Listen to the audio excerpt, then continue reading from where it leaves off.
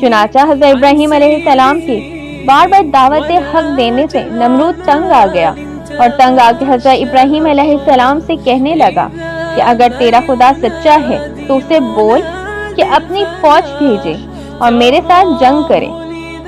چنانچہ جیسے ہی نمرود نے یہ بولا تو حضرت جبرائیل علیہ السلام حضرت ابراہیم علیہ السلام کی بارگاہ میں حاضر ہوئے اور حضرت ابراہیم علیہ السلام سے کہنے لگے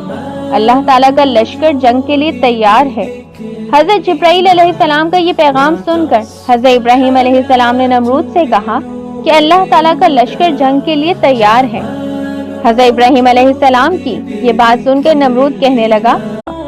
چنانچہ حضرت ابراہیم علیہ السلام کی بار بار دعوت حق دینے سے نمرود تنگ آ گیا اور تنگ آ کے حضرت ابراہیم علیہ السلام سے کہنے لگا کہ اگر تیرا خدا سچا ہے تو اسے بول کہ اپنی فوج بھیجے اور میرے ساتھ